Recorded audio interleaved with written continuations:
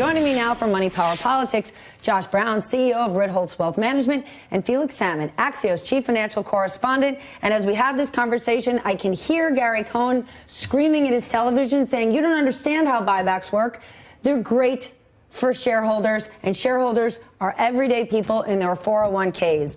But beyond Gary's view, who helped orchestrate this tax cut, now we're hearing from Republicans and Democrats, maybe buybacks are too much. Maybe we need to set limits on them. What's your overall thesis? Well, so this is not new. We had companies for a long time, 30 years now, that have bought back stock when they determined that they couldn't earn a better return putting the money into other projects. And it's not virtuous to say corporations shouldn't buy back stock, they should reinvest.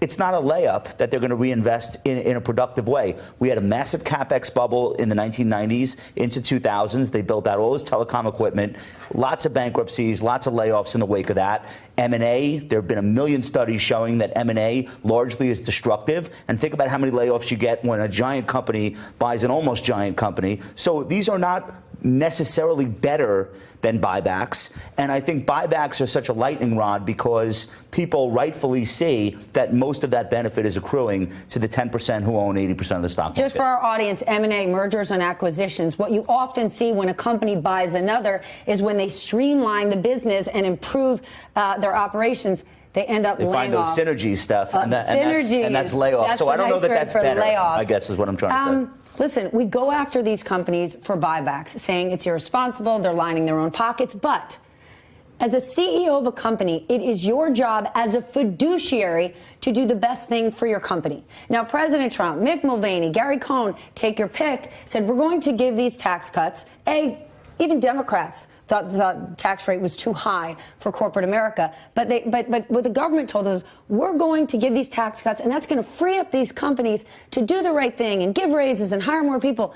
But the government can't control that, and companies are going to do whatever companies want to do. And companies are going to take that cash and they're going to give it to their shareholders because that's what the shareholders want, and they're going to give it to their shareholders in the form of buybacks, who they answer to, rather than dividends, because, as Marco Rubio says, the buybacks are taxed at a much lower rate than the dividends are, and that's just not fair. That, why should buybacks be taxed at a lower rate? It doesn't make a huge amount of sense. So I'm kind of sympathetic to what Marco Rubio is doing here. I think his proposal is likely to sink the minute it comes out because it's hard to effect in practice. But buybacks are a way of getting around the taxes which do exist, and that's unfair. I think it's worth pointing out you can do all of these things.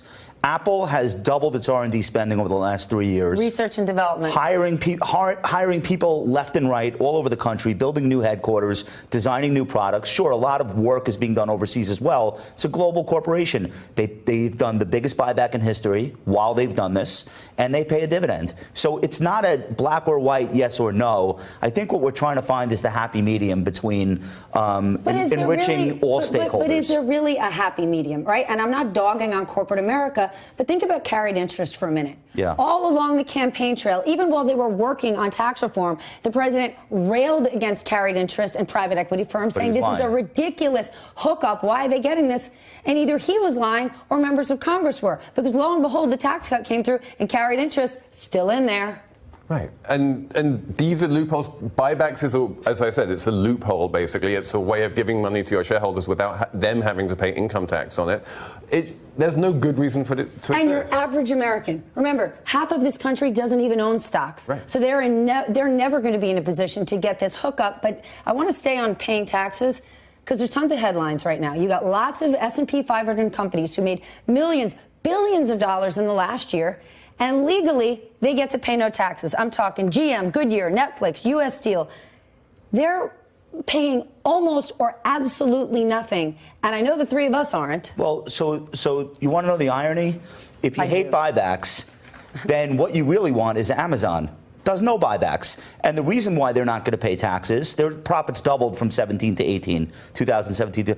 The reason they're not going to pay taxes is because we have preferential treatment for stock-based compensation. We let them write that off. We also let you write off R&D, research and development. So Amazon takes full advantage of that. They're compensating employees with shares. The shares have risen tremendously in value, and you get a bigger write-off the more that compensation is. Okay, so, like, which do you want? Do you want a company that is doing all the things Amazon has hired 670,000 people?